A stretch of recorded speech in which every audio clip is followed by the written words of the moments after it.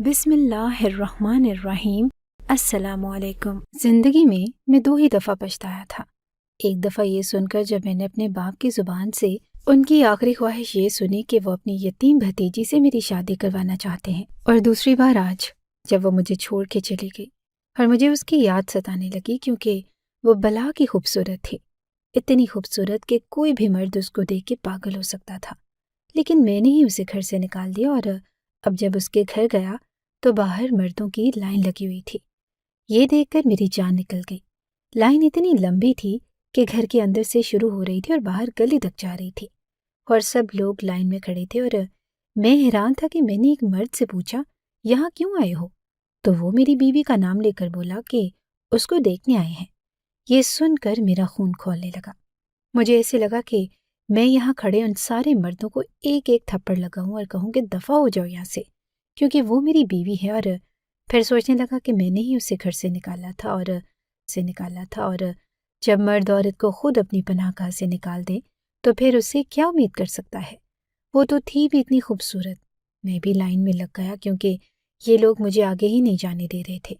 جب تک میں اس کمرے تک پہنچا جہاں پر وہ بیٹھی تھی، تب تک مجھ پر کیا بیت رہی تھی یہ میں ہی جانتا ہوں، لیکن جیسے ہی میں نے دیکھا کہ میری بیوی وہاں پر کیا کر رہی تھی تو قدموں تلے سے زمین نکل گئی۔ اس کے ہاتھ پکڑ کے اتنا بھی نہ کہہ سکا کہ میرے ساتھ چلو، کیونکہ بات ہی ایسی تھی، کیونکہ وہ وہاں پر مردوں کا میرے گاؤں کے نام سنتے ہی میرے دل میں ایک عجیب سی بیزاری پیدا ہو جاتی تھی۔ وہ جگہ مجھے کبھی بھی اچھی نہیں لگی، نہ اس کے ماحول سے، نہ وہاں کے لوگوں سے۔ میرے گھر میں اماں تھی، ابا تھے، اور میرا چھوٹا بھائی بھی تھا۔ میں بچپن سے ہی گاؤں چھوڑنے کا خواب دیکھتا تھا۔ جیسے ہی مجھے موقع ملا میں نے شہر جا کر پڑھنے کا ارادہ کر لیا، لیکن قسمت انسان کو وہیں لے جاتی ہے جہاں وہ نہیں جانا چاہتا۔ پڑھائی مکمل کر کے جب نوکری ملی تو میری پوسٹنگ اسی گاؤں میں ہو گئی جس سے میں بھاگنا چاہتا تھا۔ واپس آنا پڑا۔ گھر پہنچا تو ماں باپ نے شادی کا شور مچانا شروع کر دیا۔ دل میں سوچا کہ شاید میرے والدین میرے لیے کسی بہترین لڑکی کا انتخاب کریں گے، لیکن جب معلوم ہوا کہ وہ میری شادی میری چچا کی بیٹی گلبانو سے کروانا چاہتے ہیں تو میرے سارے خواب چکناچور ہو گئے۔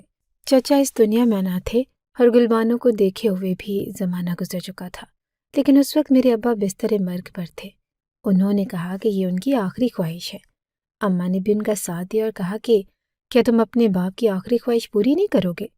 میرے پاس کوئی راستہ نہ تھا، میں نے مجبور ہو کر ہاں کر دی۔ شادی کے دن آئے اور گزر گئے۔ جب پہلی بار گلبانو کو دیکھا تو میرے ہوش اڑ گئے۔ اتنی حسین لڑکی جسے دیکھ کر لگے کہ جیسے کوئی خواب ہو۔ مجھے یقین نہیں آ رہا تھا کہ یہ میری بیوی ہے۔ سننے میں آیا تھا کہ وہ حافظ قرآن بھی ہے اور 5 وقت کی نمازی بھی۔ خوبصورتی کے ساتھ نیکی اور پاکیزگی، اور کیا چاہیے؟ میں نے اسے اپنی قسمت کا فیصلہ مان لیا اور دل ہی دل میں خوش ہو گیا، لیکن میں نے کبھی اسے یہ ظاہر نہیں ہونے دیا کہ وہ مجھے پسند ہے۔ میں نے صرف اتنا کہا کہ یہ فیصلہ میرے باپ کا تھا اور میں نے اسے قبول کر لیا۔ دل میں لڈو پھوٹ رہے تھے، لیکن زبان پر کچھ اور تھا۔ بابا کی طبیعت واقعی خراب تھی اور 1 ہفتے بعد وہ اس دنیا سے رخصت ہو گئے۔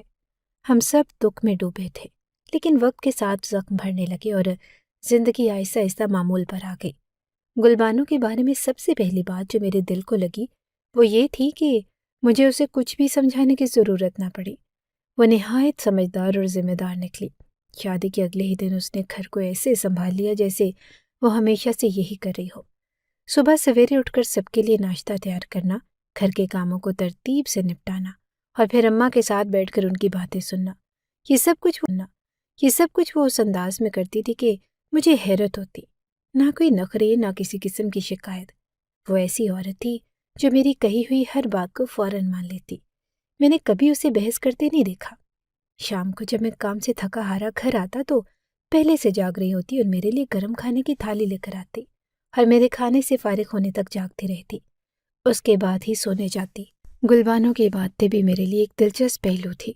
وہ 5 وقت کی نماز پڑھتی، اس کے علاوہ بھی نفل اور دیگر عبادات کرتی، لیکن میں خود ایسا آدمی نہیں تھا جو 5 وقت کی نماز کا پابند ہو۔ مجھے اس کی باتیں کبھی کبھار زیادہ لگتی، لیکن اس کی یہ عادت بھی میرے لیے کسی پریشانی کا باعث نہ بنتی تھی۔ میرے دل میں ایک بات تھی کہ وہ میرے سارے کام کرتی ہے، میرا ہر خیال رکھتی ہے، تو اس کے بعد وہ عبادت کرے یا سو جائے، یہ اس کی زندگی ہے۔ اماں گلبانو کے بارے میں بہت خوش تھی۔ وہ اکثر کہا کرتی کہ یہ لڑکی تو واقعی جنت کی حور ہے، سنبھال لیا۔ وہ گلبانو کی تعریف کرتے نہیں تھکتی تھی۔ تمہارے بابا نے واقعی صحیح فیصلہ کیا تھا، کاش وہ بھی اسے اس گھر میں خوش دیکھ سکتے۔ اب اللہ تمہیں چاند سا بیٹا دے دے تو ہم اس کا نام تمہارے باپ کے نام پر رکھیں گے۔ مجھے اماں کی یہ باتیں کبھی کبھار بوجھ لگتی۔ میں نے صاف کہہ دیا کہ اماں، فی الحال میں بچہ پیدا کرنے کا ارادہ نہیں رکھتا۔ آپ لوگوں نے اپنی مرضی سے میری شادی کروائی اور اب کم از کم مجھے اپنی زندگی جینے دیں۔ اماں نے میرے لہجے کی سختی کو محسوس کیا، لیکن وہ کہنے لگی کہ بیٹا، جیسے تیری مرضی، لیکن زیادہ دیر نہ کرنا، یہ گھر بڑا سونا سونا لگتا ہے۔ میرے چھوٹے بھائی کو بھی پڑھائی کے لیے شہر بھیج دیا گیا تھا، جیسے کبھی میں گیا تھا۔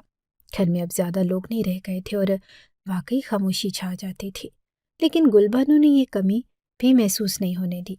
وہ اماں کا اتنا خیال رکھتی کہ اماں اسے بیٹیوں سے بڑھ کر ماننے لگی۔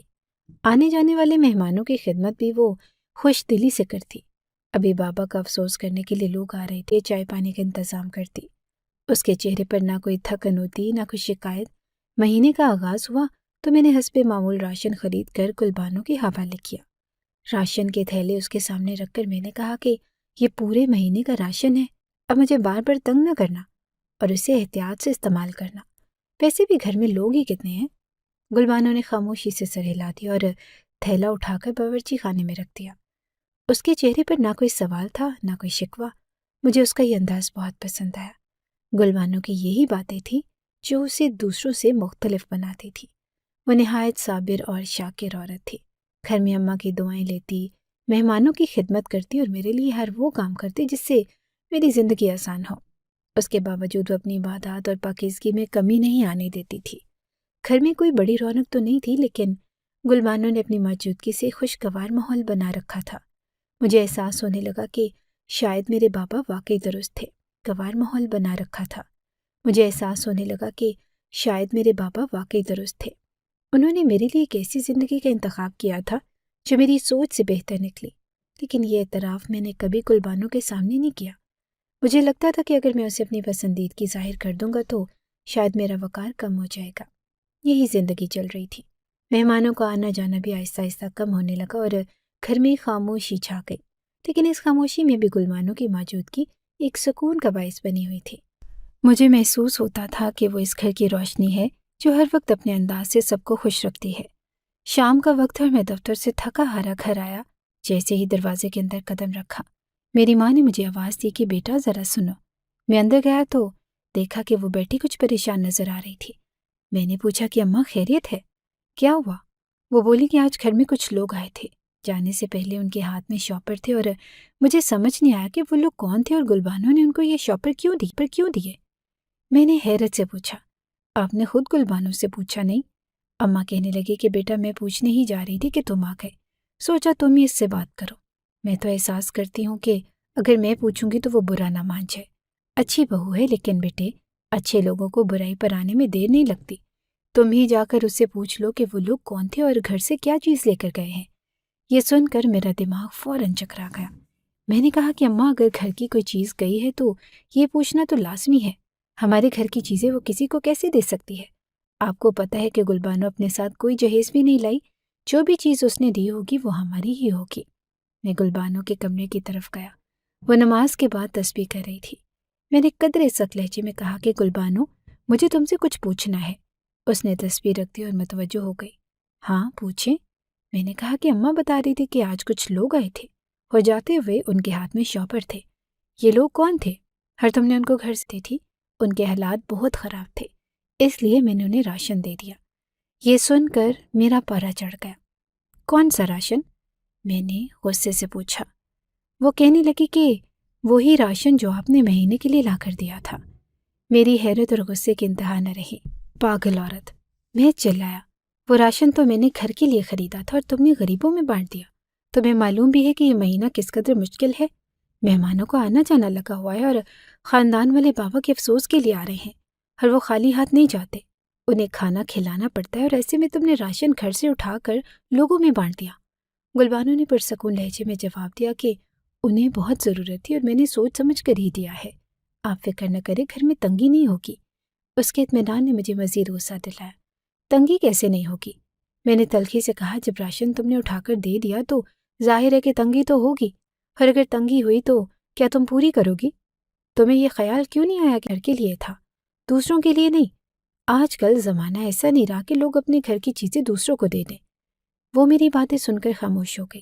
میں نے اپنی بات جاری رکھتے ہوئے کہا کہ آئندہ اس طرح کی حرکت نہ کرنا، اگر دوبارہ ایسا کیا تو مجھ سے برا کوئی نہیں ہوگا۔ گلبانو نے سر جھکا کر ٹھیک ہے کہا، لیکن مجھے اس کے چہرے پر کوئی پشیمانی نظر نہ آئی۔ وہ اپنی بات پر قائل تھی کہ اس نے جو کچھ کیا وہ صحیح کیا۔ میں غصے میں کمرے سے باہر نکل آیا۔ اماں میری شکل دیکھ کر سمجھ گئی کہ بات کیا ہوئی ہے، اور وہ کہنے لگی کہ بیٹا بہو ہے، کبھی کبھار سمجھایا جا سکتا ہے، غصہ نہ کیا کرو۔ میں نے اماں کو جواب دیا کہ اماں یہ بات سمجھنے کی ہے، آج کل ایسے زمانے میں اپنی چیزیں بانٹنے کا کوئی مطلب نہیں، ہمیں اپنی ضروریات کا پہلے خیال رکھنا چاہیے۔ یہ بات میرے دل اور دماغ پر چھا گئی۔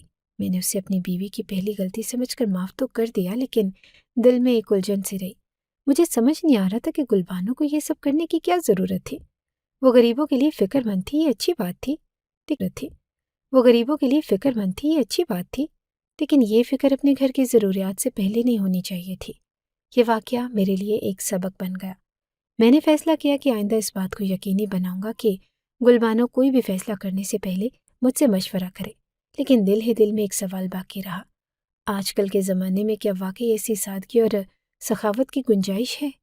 ایک دن جب میری نظر پہلی بار گلبانو کے دائیں ہاتھ پر پڑی، ہاتھ بہت خوبصورت تھے، پتلی لمبی انگلیاں جیسے کسی آرٹسٹ نے انہیں تراشا ہو، لیکن وہ کالا سا نشان جو ہاتھ کے اوپر تھا مجھے بہت برا لگا۔ میں ان مردوں میں سے تھا جنہیں عورت کے ہاتھ بہت اہم لگتے ہیں۔ میرے لیے یہ صرف خوبصورتی کا معیار نہیں تھا، بلکہ ایک احساس تھا، ایک مکمل تصویر کا حصہ۔ اور گلبانو کے ہاتھ جنہیں میں اپنے ہاتھوں میں پکڑتا اس نشان کی وجہ سے ادھورے سے لگتے تھے۔ ایک دن میں نے گلبانو سے پوچھ ہی لیا کہ یہ نشان کیا ہے؟ اس نے جواب دیا کہ یہ پیدائشی ہے، یہ معمولی نہیں تھا۔ میں نے دل ہی دل میں فیصلہ کیا کہ اگر کبھی میرے پاس زیادہ پیسے ہوئے تو سب سے پہلے اس نشان کو صاف کرواؤں گا۔ میں نے اسے کہا کہ ہو سکتا ہے کسی دن اس کا کوئی آپریشن ہو جائے اور یہ نشان صاف ہو جائے۔ اس نے حیرت سے میری طرف دیکھا اور ہنستے ہوئے کہا کہ کیا ضرورت ہے، یہ تو صرف ایک ہاتھ پر ہے، اس سے کیا فرق پڑتا ہے؟ میں نے گہری سانس لی اور کہا کہ فرق پڑتا ہے، یہ تمہیں سمجھنا ہوگا کہ جو ہاتھ میں نے اپنے ہاتھوں میں تھامنے ہیں ان پر کوئی نشان نہیں ہونا چاہیے۔ گلبانو کے چہرے پر خاموشی چھا گئی، لیکن اس کے تاثرات سے لگا کہ وہ میری بات سمجھ گئی تھی۔ اسے اندازہ ہو گیا تھا کہ میں حسن پرست ہوں اور میرے لیے ظاہری خوبصورتی کتنی اہم ہے۔ گلبانو حسن میں بے مثال تھی، لیکن اس کے حسن میں میرے معیار کے مطابق یہ ایک نقص تھا۔ میرے لیے اس کا یہ کالا نشان ایک ایسی بات تھی جو مجھے بار بار کھٹکتی۔ شاید یہ میری کمزوری تھی، لیکن میں اسے نظر انداز نہیں کر سکتا تھا۔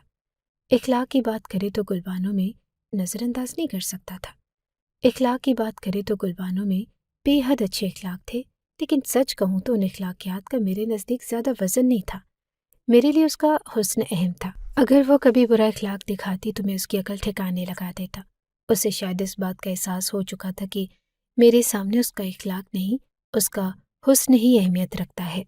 گلبانو کے لیے یہ بات عجیب ہو سکتی تھی، لیکن میرے لیے یہ بالکل واضح تھا کہ اگر کوئی چیز میری زندگی میں جگہ بناتی ہے تو وہ مکمل ہونی چاہیے۔ میرے نزدیک یہ صرف ایک نشان نہیں تھا، بلکہ میری توقعات کے خلاف ایک حقیقت تھی جس سے مجھے سمجھوتا کرنا پڑا۔ لیکن کیا میں واقعی سمجھوتا کر سکا؟ یہ سوال اب بھی میرے دل میں زندہ تھا۔ میں نے اپنی اماں کو گلبانو کے پچھلے مہینے کی حرکت کے بارے میں نہیں بتایا۔ خاتون خانہ جیسا کہ عام طور پر ہوتا ہے کنجوس ہوتی ہیں، اور میری ماں بھی کافی حد تک کنجوس تھی۔ مجھے ڈر تھا کہ اگر میں نے یہ بات بتا دی تو دونوں عورتیں میرے پیچھے گھر میں جھگڑا کر سکتی ہیں۔ اس لیے میں نے ماں کو یہ کہہ کر ٹال دیا کہ گلبانو نے کوئی پرانا کباڑ یا بیکار سامان کسی کو دیا تھا۔ بات وہیں ختم ہو گئی، لیکن حقیقت یہ تھی کہ پورے مہینے کے دوران گھر میں کوئی تنگی نہ ہوئی تھی، اور راشن جو گلبانو نے کسی کو دے دیا تھا اس کے باوجود ہمیں کسی قسم کی کمی محسوس نہ ہوئی، بلکہ میں نے محسوس کیا کہ گھر میں پہلے سے زیادہ اچھے کھانے بن رہے تھے۔ گلبانو نے اپنی مہارت سے سب کچھ ایسا سنبھالا کہ نہ صرف گھر کا خرچ چلا بلکہ اضافی راشن کے ساتھ بھی سب کچھ بہتر ہو گیا تھا۔ ہم لوگ ویسے بھی سادہ خوراک کھانے والے لوگ تھے۔ گاؤں میں رہتے ہوئے ہماری یہی روٹین تھی، لیکن جب میں شہر میں تھا تو وہاں کے مزے کے کھانے کی عادت پڑ چکی تھی۔ اب اپنی جیب سے خرچ کرنا پڑتا تھا، اس لیے ज़्यादा शौक पूरे करने का सवाल ही ना था। जो मिलता खामोशी से खा लेता। मेरे वालिद ने मेरी पढ़ाई के लिए कर्ज लिया था और वो कर्जा अब मेरे सर पर था। ये कर्ज मेरे लिए उठाया। इन हालात में मैं चाहता था कि घर के मामलात और नज़्म ज़ब्त के साथ चलें और कोई गैर ज़रूरी खर्च ना हो। अगले महीने मैंने अपनी तनख्वाह का कुछ हिस्सा राशन पर लगाया और गुलबानो के हवाले कर दिया। मैंने दिल में सोचा कि इस बार वो समझदारी का मुजाहरा करेगी और कोई भी अजीब हरकत नहीं करेगी। लेकिन जैसे ही महीना शुरू हुआ, मैंने महसूस किया कि वही मंजर दोबारा दोहरा दिया गया। एक दिन जब मैं दफ्तर से वापस आया तो माँ ने बातों बातों में जिक्र किया कि गुलबानो ने फिर किसी को कुछ दिया है। इस बार मेरी माँ को भी शुबा हो गया था। उन्होंने मुझसे कहा कि बेटा, ये तुम्हारी बीवी क्या कर रही है? मैंने देखा कि कुछ औरतें आई थीं और जाते हुए उनके हाथ में भी शॉपर थे। ये घर का सामान दे रही है क्या? मैं हैरान हो गया। माँ ने कहा कि ठीक है, ये घर की चीज़ें लोगों को दे रही थी। और मैंने कहा कि ये कोई खेल नहीं है। मैं तनख्वाहदार आदमी हूँ और ये राशन घर के लिए लाता हूँ ताकि हम महीने भर आराम से गुजारा कर सके। तुम्हें यह हक किसने दिया कि आदमी हूँ और ये राशन घर के लिए लाता हूँ ताकि हम महीने भर आराम से गुजारा कर सके? तुम्हें यह हक किसने दिया कि हमारे घर का राशन उठाकर दूसरों को दे दो? गुलबानो ने नरमी से जवाब दिया, मुझे मालूम है कि आप मेहनत से कमाते हैं और ये भी जानती हूँ कि आपका खर्च मंसूबे के मुताबिक होता है। लेकिन जो लोग मेरे पास आए थे, उनकी हालत देखकर मेरा दिल नहीं माना कि उन्हें खाली हाथ वापस भेज दूँ।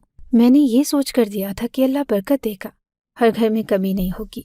उसकी बातों से मुझे कुछ भी तसल्ली ना हुई और मैंने सख्त लहजे में कहा कि देखो गुलबानो, पहले भी तुम्हारी ये हरकत बर्दाश्त की मैंने, लेकिन इस बार ये हरकत दोबारा हुई है। ये आखिरी बार होना चाहिए, वरना याद रखो कि मुझसे बुरा कोई नहीं होगा। उसी दौरान मेरी माँ ने ये बात सुन ली और वो कमरे में आई और बोली, बेटा ये क्या मामला है? मैंने गुस्से में कहा कि माँ, ये औरत हमारे घर का राशन गैरों को बांट रही है। माँ की पेशानी पर शिकने पड़ गई। उन्होंने गुलबानो की तरफ देखा और कहा कि ये क्या कर रहे, हालात क्या हैं? तुम्हारा शौहर तनख्वाहदार है और हम कर्जों के बोझ तले दबे हुए हैं। ये कोई बड़े घर का हाल नहीं जहाँ राशन बांटने की अयाश हो। ये घर का निज़ाम है और इसे समझना तुम्हारी जिम्मेदारी है। गुलबानो ने खामोशी से माँ की बात सुनी। उसकी नज़र झुकी हुई थी और फिर वो बोली कि अम्मी जी, मैंने सोचा था कि ये कोई बड़ी बात नहीं और अल्लाह पर यकीन है कि वो अपने बंदों की मदद करता है। लेकिन अगर आप लोगों को ये बात पसंद नहीं और गलत लगता है तो आइंदा ऐसा नहीं होगा। गुलबानो के इस जवाब ने मुझे अजीब मखमसे में डाल दिया। उसकी नरमी और मासूमियत मुझे कहीं अंदर से शर्मिंदा कर रही थी, लेकिन उसके इस अमल को नज़रअंदाज करना भी मुश्किल था। मैंने माँ को देखा और वो भी परेशान थी मगर खामोश रही। माँ के कमरे से चले जाने के बाद मैंने गुलबानो से कहा कि देखो, तुम्हारी नीयत पर मुझे शक नहीं, तुम जो करती हो वो शायद सही लगता हो, लेकिन हमारे घर के हालात ऐसे नहीं कि हम दूसरों की मदद कर सकें। गुलबानो ने सर झुकाए हुए कहा कि मैं समझती हूँ और आइंदा आपकी इजाज़त के बगैर अल्लाह ने हमारे इस घर को कभी तंगी में नहीं रखा। आप देखेंगे कि इस बार भी सब कुछ ठीक हो जाएगा। अगले दिन जब मैं दफ्तर गया तो दिल ही दिल में मैं सोच रहा था कि गुलबानो की इस आदत को कोई हल निकालूं। शाम को वापस आया तो देखा कि गुलबानो ने कुछ नया पकाया हुआ है। खाने में वही खुशबू थी जो शहर में रेस्टोरेंट्स में होती थी। मैं हैरान हुआ कि इतने कम वसाइल में इसने ये सब कैसे बनाया।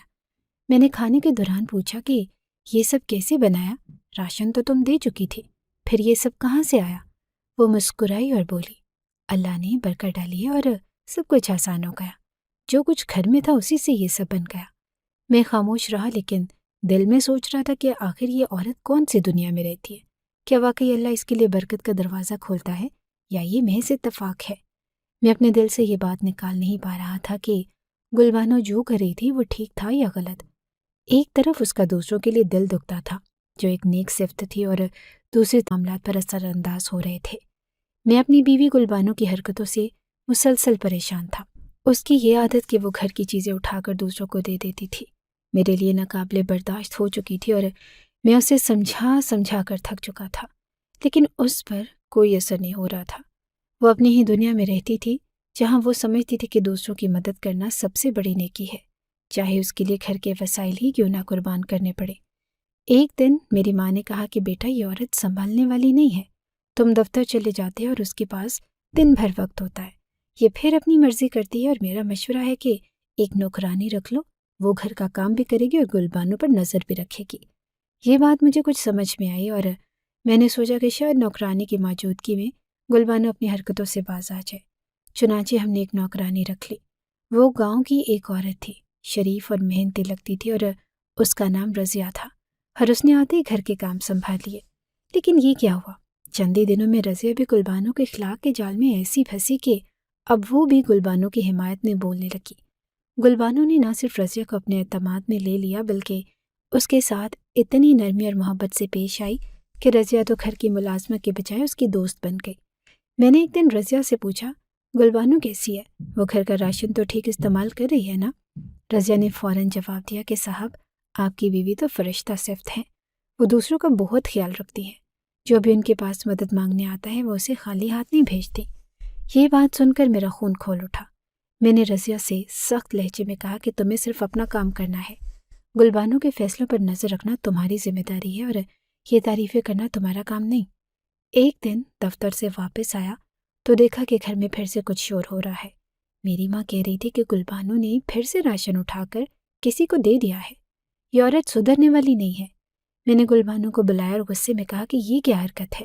میں نے کتنی بار منع کیا کہ گھر کی چیزیں دوسروں کو مت دو، تمہیں سمجھ نہیں آتی؟ گلبانو نے معصومیت سے جواب دیا، یہ لوگ بہت ضرورت مند تھے، میں انہیں خالی ہاتھ نہیں بھیج سکتی تھی۔ میری ماں نے اس بار سخت لہجے میں کہا کہ گلبانو، یہ گھر کا مال ہے اور تمہارا نہیں، تمہیں اپنے شوہر کی کمائی کی قدر کرنی چاہیے، نہ کہ یوں بانٹتے پھرنا۔ لیکن گلبانو پر تو ان باتوں کا کوئی اثر ہی نہ ہوا۔ وہ خاموش کھڑی رہی جیسے یہ باتیں اس کے لیے کوئی معنی نہ رکھتی ہوں۔ اس دن گھر میں بہت بڑا جھگڑا ہوا۔ میں غصے میں آ گیا اور چیخ کر کہا کہ تم عورت ہو اور عورت کا کام گھر کی حفاظت کرنا ہے، نہ کہ گھر کا مال اٹھا کر باہر بانٹ دینا۔ یہ میرا گھر ہے، میری کمائی ہے، اور تمہیں کوئی حق نہیں کہ تم میرے گھر کا راشن دوسروں کو دو۔ ماں نے بھی میرا ساتھ دیا اور انہوں نے گلبانو کو کہا کہ اگر تمہیں دوسروں کی مدد کا اتنا شوق ہے تو اپنے خرچے پر کرو، میرے بیٹے کی کمائی پر نہیں۔ لیکن گلبانو نے پھر وہی بات دہرائی، اللہ برکت ڈالے گا، اللہ برکت ڈالے گا، آپ دیکھیے گا کبھی تنگی نہیں آئے گی۔ یہ سن کر میرا غصہ قابو سے باہر ہو گیا۔ میں نے کہا کہ اب بس، تم نے میری بات نہیں مانی اور میری ماں کی بات نہیں مانی، اب یہ گھر تمہارے لیے نہیں ہے۔ میں نے غصے میں کہا، اور اپنا سامان اٹھاؤ اور اس گھر سے چلی جاؤ۔ گلبانو حیران رہ گئی، اس کی آنکھوں میں آنسو تھے، لیکن اس نے کوئی بحث نہ کی۔ وہ چپ چاپ کمرے میں گئی، اپنا سامان باندھا اور گھر سے نکل گئی۔ ماں نے پوچھا کہ بیٹا تم نے یہ کیا کر دیا؟ میں نے کہا کہ ماں، اس کے لیے یہی بہتر ہے، یہ کچھ دن باہر رہے گی تو اس کی عقل ٹھکانے آ جائے گی۔ ماں نے سر ہلاتے ہوئے کہا کہ اللہ کرے تمہارے اس فیصلے سے سب کچھ ٹھیک ہو جائے، لیکن بیوی کو گھر سے نکالنا کوئی چھوٹا قدم نہیں ہوتا۔ بعد میں معلوم ہوا کہ گلبانو رضیہ کے گھر چلی گئی تھی۔ میں نے سوچا کہ کم از کم وہ سڑک پر تو نہیں ہے، لیکن دل میں یہ بات تھی کہ شاید رضیہ کے ساتھ رہ کر اسے اپنی غلطیوں کا احساس ہو جائے۔ رات کو جب بستر پر لیٹا تو دل اور دماغ میں عجیب کشمکش سی تھی، صرف اس کا معصوم چہرہ اور نرمی یاد آ رہی تھی۔ کیا میں نے صحیح کہا؟ کیا گلبانو کو اس طرح گھر سے نکالنا مناسب تھا؟ یہ سوالات میرے ذہن میں گونجتے رہے، لیکن مجھے یقین تھا کہ میری بیوی کو اپنی غلطیوں کا احساس ہوگا اور وہ واپس آ کر ایک ذمہ دار خاتون بنے گی۔ میری ماں کے غصے کا پارا دن بدن بڑھ رہا تھا۔ وہ ہر موقع پر گلبانو کے خلاف باتیں کرتی اور میری برداشت کا امتحان لیتی۔ ایک دن شام کے وقت جب ہم دونوں بیٹھے تھے، ماں نے کہا کہ بیٹا، میں نے تو پہلے دن سے کہا تھا کہ یہ رشتہ ٹھیک نہیں، تمہارے باپ نے نہ جانے کیوں اس لڑکی کو بہو بنایا۔ دیکھ لو، آج وہی باتیں ہو رہی ہیں جن کا میں نے ڈر ظاہر کیا تھا۔ یہ لڑکی ہماری خدمت کرنے نہیں بلکہ ہمارے گھر سے چیزیں اٹھا کر دوسروں کو دینے آئی ہے۔ پتہ نہیں یہ کس کو دیتی ہے، اور ہو سکتا ہے کہ یہ اپنے کسی جاننے والے کو چیزیں بھیجتی ہو۔ میں نے ان کی بات کاٹتے ہوئے کہا کہ ماں، ایسا کچھ نہیں، وہ صرف ضرورت مندوں کی مدد کرتی ہے۔ ماں نے طنزیہ مسکراہٹ کے ساتھ کہا کہ ضرورت مند،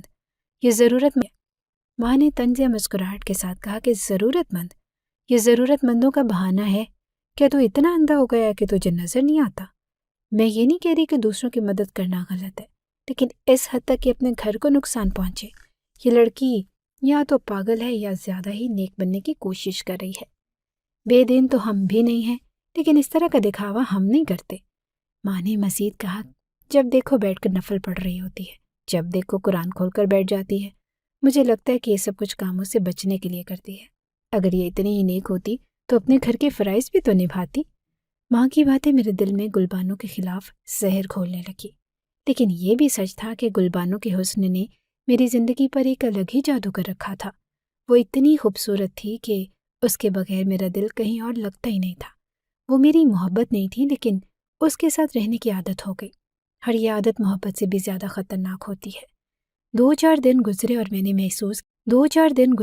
نے محسوس کیا کہ گلبانو کے بغیر میرا دل بہت بے چین ہے۔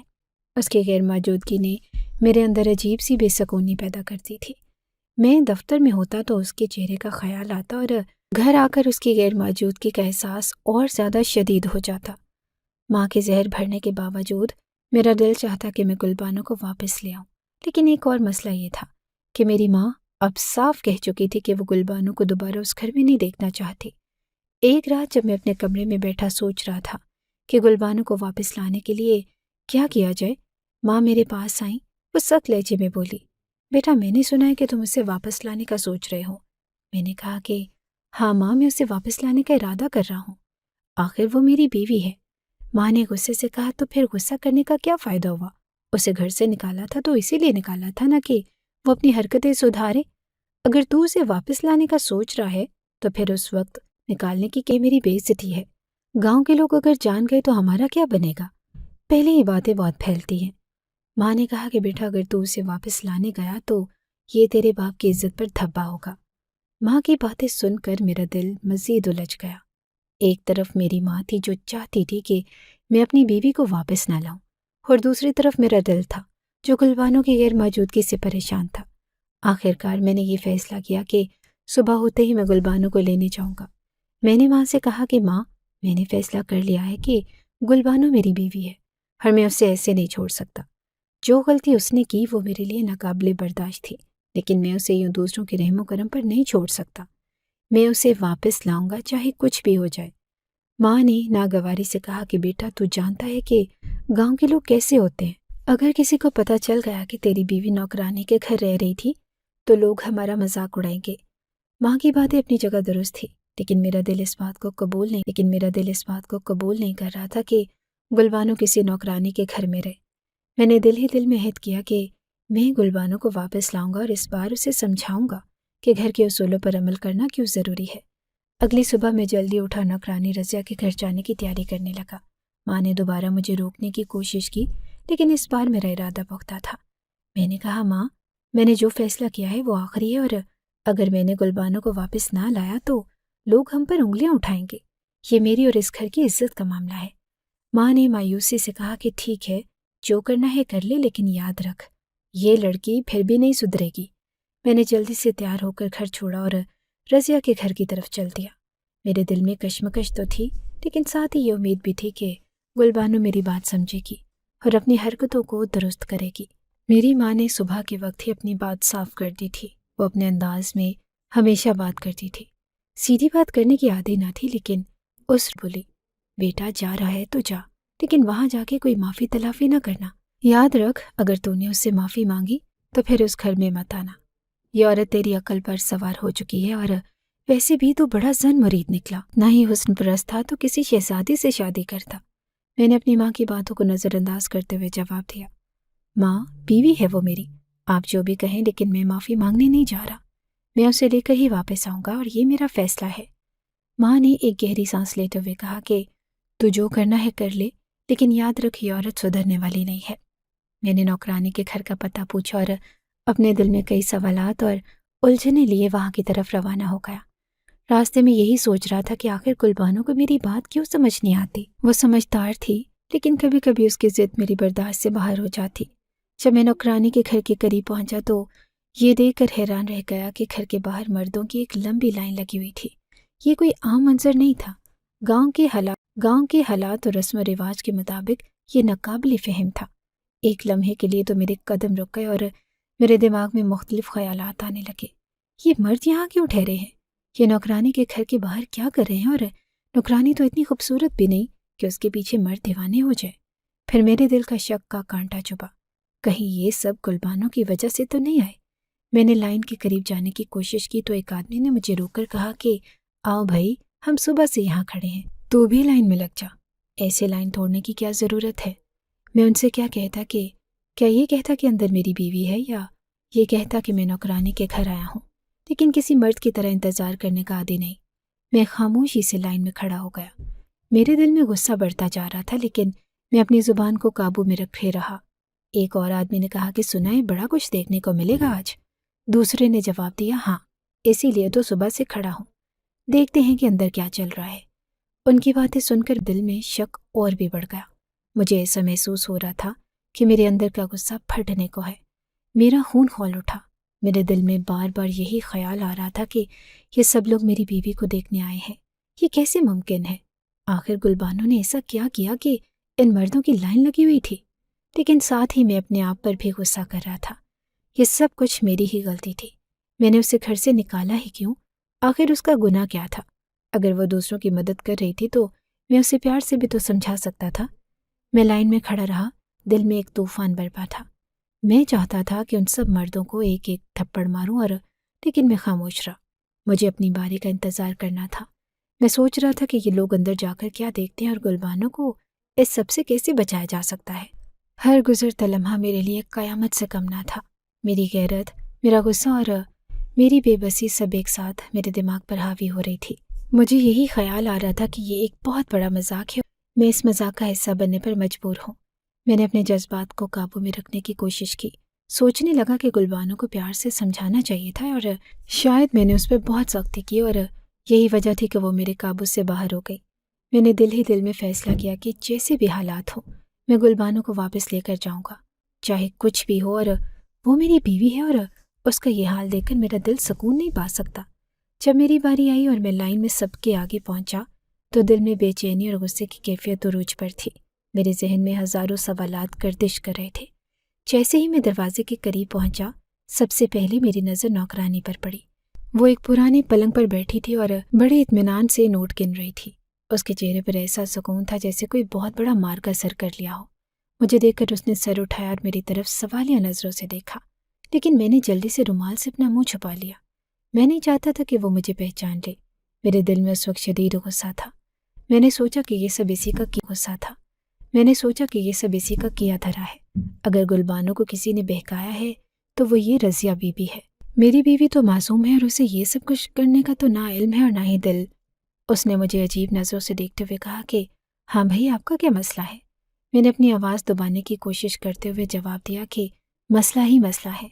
وہ طنزیہ ہنسی کے ساتھ بولی، ہاں یہاں تو سب مسئلہ لے کر آتے ہیں، آپ کا مسئلہ کیا ہے یہ بتائیے۔ میں نے بات گھمائی، میرا کاروبار اچھا نہیں چل رہا۔ اس نے کندھے اچکاتے ہوئے کہا تو پھر اندر جائیں، شاید کچھ دعا مل جائے۔ جیسے ہی میں کمرے کے اندر گیا تو وہاں کا منظر دیکھ کر میں ایک لمحے کے لیے ساکت رہ گیا۔ کمرے کے بیچوں بیچ ایک بڑا سا پردہ لگا تھا جس کے پیچھے یقیناً گلبانو بیٹھی تھی۔ پردے کے نیچے سے اس کے دونوں ہاتھ باہر نکلے ہوئے تھے اور ان ہاتھوں کی خوبصورتی وہی تھی جس پر میں ہمیشہ فخر کرتا، لیکن آج یہ ہاتھ دوسروں کے لیے تماشا بنے ہوئے تھے۔ لوگ باری باری آتے، ان ہاتھوں کو دیکھتے اور پھر جھک کر کچھ پیسے رکھتے۔ وہ اپنی پریشانیوں کا ذکر کرتے اور پردے کے پیچھے سے گلبانو کی آواز آتی، میں آپ کے لیے دعا کروں گی۔ یہ سب کچھ دیکھ کر میرا دل تھک کرنے لگا۔ ایک عجیب سا احساس تھا جیسے میری غیرت، میری عزت سب داؤ پر لگی ہوئی ہو، لیکن میں خاموش رہا۔ میں نے بھی اپنی باری پر آگے بڑھ کر اس کے ہاتھوں کو چھوا۔ جیسے ہی میں نے اس کے نرم اور ملائم ہاتھ پکڑے، وہ ایک دم سے گھبرا گئی۔ اس کی ہتھیلیاں کانپنے لگی، لیکن جب اس نے میری آنکھوں کو پہچانا تو اس کی سانسیں بحال ہو گئی۔ پردے کے پیچھے سے جھانکتے ہوئے اس نے مجھے دیکھا اور اس کے چہرے پر جیسے سکون کا سمندر بہنے لگا۔ آپ مجھے لینے آئے ہیں؟ اس نے دھیمی اور خوشی سے بھری ہوئی آواز میں کہا۔ ہاں گلبانو، لینے تو آیا ہوں، لیکن یہ سب کیا ہو رہا ہے؟ میں نے حیرت اور غصے کے ملے جلے جذبات کے ساتھ پوچھا۔ گلبانو نے پردے کے پیچھے سے کہا کہ مجھے بھی نہیں یہ معلوم کہ یہ سب کیا ہو رہا ہے۔ پھر اس نے سمیہ کا نام لیا اور کہا کہ یہ سب سمیہ نے کہا تھا، میں تو صرف اس کی بات مان کہا کہ باقی سب مردوں کو باہر بھیج دو۔ اس نے کچھ لمحوں میں سب کو رخصت کر دیا۔ کمرہ خالی ہونے کے بعد میں نے کہا کہ اب مجھے پوری بات بتاؤ کہ یہاں کیا ہو رہا ہے۔ اتنے میں رضیہ بھی کمرے میں آ گئی اور اس کے چہرے پر شرمندگی کا شائبہ تک نہ تھا۔ وہ اطمینان سے کہنے لگی کہ میں نے کچھ غلط نہیں کیا صاحب، یہ سب آپ کی بیوی کی خوبصورتی اور نیکی کا نتیجہ ہے۔ میں نے غصے سے کہا کہ یہ نیکی ہے، لوگوں سے پیسے لینا یہ سب دھوکہ بازی ہے۔ اس نے وضاحت کی کہ صاحب، جب آپ نے اسے گھر سے نکالا تو یہ بیچاری کہاں جاتی؟ یہ تو بہت رونے لگی تھی۔ میں نے کہا کہ تمہاری خوبصورتی کو ضائع نہ ہونے دو اور لوگوں کی پریشانیوں کے لیے دعا مانگنا بھی تو نیکی ہے، اور یہ جو پیسے آ رہے ہیں وہ اس کے لیے ہیں، نہ کہ میرے لیے۔ گلبانو نے خاموشی سے رضیہ کی بات کی تصدیق کی۔ اس کی آنکھوں میں شرمندگی اور بے بسی واضح تھی۔ میں نے گہری سانس لی اور کہا کہ گلبانو، یہ سب چھوڑو اور میرے ساتھ چلو۔ یہ راستہ غلط ہے اور تمہیں اس پر نہیں چلنا چاہیے تھا۔ اس کی آنکھوں سے آنسو بہنے لگے اور چلو، یہ راستہ غلط ہے اور تمہیں اس پر نہیں چلنا چاہیے تھا۔ اس کی آنکھوں سے آنسو بہنے لگے اور اس نے کہا کہ آپ مجھے لینے آئے ہیں، یہی میرے لیے کافی ہے۔ میں نے یہ سب کچھ مجبوری میں کیا۔ میں نے فیصلہ کیا کہ گلبانو کو یہاں سے لے جانا ہے اور باقی مسائل بعد میں حل ہوں گے، لیکن میری بیوی کا یہاں رہنا کسی صورت قبول نہ تھا۔ جب میں نے رضیہ سے سنا کہ میری بیوی کے ہاتھ پر جو نشان ہے وہ کوئی عام نشان نہیں، تو میں دنگ رہ گیا۔ رضیہ نے کہا کہ یہ وہی نشان ہے جو ایک بڑی پیرنی کے ہاتھ پر تھا، اور گاؤں کے لوگ یہی کہتے ہیں کہ وہ دوبارہ جنم لے کر آئی ہے۔ میں نے سوچا کہ کیا یہ بات سچ ہے، لیکن پھر رضیہ نے کہا کہ یہ گاؤں ہے صاحب، یہاں ایسی باتوں پہ یقین کیا جاتا ہے۔ میں پھر سوچ میں پڑ گیا۔ مجھے اب سمجھ میں آ رہا تھا کہ گلبانو کے ساتھ کیا ہو رہا ہے۔ رضیہ نے مزید کہا کہ وہ بی بی جی پردے کے باہر بیٹھ کر لوگوں کے مسائل سنتے ہیں اور ان کے مسائل کے حل کے لیے دعائیں کرتے ہیں، اور جب لوگ آ کر ان کے ہاتھوں میں پیسے دیتے ہیں تو ہم نے یہ سب چلنے دیا۔ اتنے سارے پیسے جمع ہو گئے ہیں، رضیہ نے بتایا، اور میری نظریں ان پیسوں پر جا کر رک گئی۔ وہ حقیقت میں بہت زیادہ تھے۔ میں نے رضیہ سے کہا کہ یہ سب کچھ عجیب نہیں لگتا؟ تو اس نے جواب دیا کہ عجیب کیا ہے، ہم تو کچھ نہیں مانگ رہے، لوگ خود آ کر پیسے دے رہے ہیں۔ اور میں یہ سب کچھ سن کر سوچنے لگا کہ یہ سب کس طرح شروع ہوا تھا اور کیوں۔ پھر میں نے گلبانو سے پوچھا کہ تم نے کبھی بتایا کیوں نہیں کہ تم گھر کا راشن لوگوں کو کیوں دے دیتی ہو؟ گلبانو نے بتایا، دراصل وہ نشان جو میرے ہاتھ پر تھا وہ ہمیشہ لوگوں کو اپنی طرف کھینچتا تھا۔ گاؤں کے لوگ کبھی دال، کبھی آٹا، کبھی گندم لے کر آتے، اور جب وہ چیزیں میرے گھر آتی تو میں ان کو غریبوں میں بانٹ دیتی تھی۔ میں نے کہا، لیکن پھر تم نے بتایا کیوں نہیں؟ گلبانو نے کہا کہ کیسے بتاتی، تم ہمیشہ اتنے غصے میں رہتے تھے، مجھے لگتا تھا کہ تمہیں یہ سب برا لگے گا۔ میں نے کہا کہ مجھے برا نہیں لگا، اور جب تک ہمارے پاس پیسے آ رہے ہیں تب تک مجھے برا نہیں لگے گا، کیونکہ ہم کسی سے مانگ تو نہیں رہے۔ تم جو دعائیں کرتی ہو وہ بھی تو کسی کے لیے کوئی بری بات نہیں ہے نا؟ ہے نا؟ گلبانو نے سر ہلایا اور کہا کہ شکریہ عظیم، میں نے کبھی سوچا بھی نہیں تھا کہ یہ سب کچھ اس طرح ہو جائے گا، لیکن اب ہم نے یہ کاروبار جاری رکھا ہے اور ہمیں اس سے سکون مل رہا ہے۔ میں نے اس بات پر سر ہلایا اور کہا کہ ٹھیک ہے، تم یہ کام کر سکتی ہو، بس جب تک ہم اچھے طریقے سے کر رہے ہیں ہمیں کسی بات کا خوف نہیں ہونا چاہیے۔ چند مہینوں بعد ہماری زندگی بدل چکی تھی۔ ہم نے اپنے گھر کا خواب حقیقت میں بدل لیا، اور ہمارے قرضے جا چکے تھے اور ہم مالی طور پر بھی مستحکم ہو گئے تھے۔ گلبانو اور میں نے اپنی زندگی کے نئے باب کا آغاز کیا۔ یاد رکھو، کبھی کبھی زندگی میں چھوٹے چھوٹے قدم ہمیں وہ راستہ دکھاتے ہیں جو ہم سوچتے بھی نہیں۔ اب ہم دونوں خوش ہیں اور ہمیں لگتا ہے کہ ہم نے جو کیا وہ صحیح تھا۔ گلبانو واقعی بہت خوبصورت تھی۔ اس کی خوبصورتی ایسی تھی کہ میں اس کے بغیر اپنی زندگی کا تصور بھی نہیں کر سکتا تھا۔ شروع میں جب حالات بگڑ رہے تھے میں نے سوچا کہ اسے سمجھاؤں گا، شاید غصہ کرنے سے کچھ فیصلہ کیا کہ نہیں، اب مجھے اس پر غصہ کرنا چھوڑ دینا چاہیے۔ وہ بھی میرے ساتھ بہت کچھ کر چکی تھی اور وہ میری کبھی بھی دشمن نہ تھی۔ وقت گزرتا گیا اور ہم دونوں نے ایک دوسرے کی کمیوں کو سمجھا، ایک دوسرے کا ساتھ دیا۔ اللہ نے ہمیں اولاد بھی دی، اور جب بیٹے کا نام رکھنے کی بات آئی تو ہم نے فیصلہ کیا کہ اس کا نام اپنے بابا کے نام پر رکھیں گے، کیونکہ میری زندگی میں ان کا کردار بہت اہم تھا۔ ان کا نام ہمارے لیے احترام اور محبت کا نشان تھا، اور ہم چاہتے تھے کہ ہمارا بیٹا بھی ان کے نقش قدم پر چلے۔ میں یہ بھی بتاتا چلوں کہ پیرنی جو گاؤں میں کہانیاں سنا کرتی تھی، جس کا نام بھی بہت مشہور تھا، وہ اسی علاقے سے تھی جہاں ہم رہتے تھے۔ لوگ کہتے تھے کہ اس کی دائیں ہتھیلی پر بھی بالکل ویسا ہی نشان تھا جیسے گلبانو کے ہاتھ پر تھا۔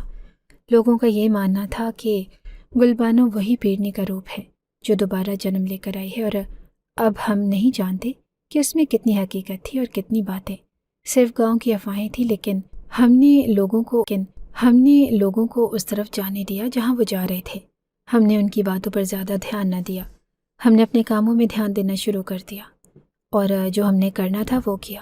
جو راستہ ہم نے چنا تھا اس میں ہمیں سکون مل رہا تھا، اور ہمیں یہی سمجھ آیا کہ کبھی کبھی لوگوں کی باتوں کو نظر انداز کرنا ہی بہتر ہوتا ہے۔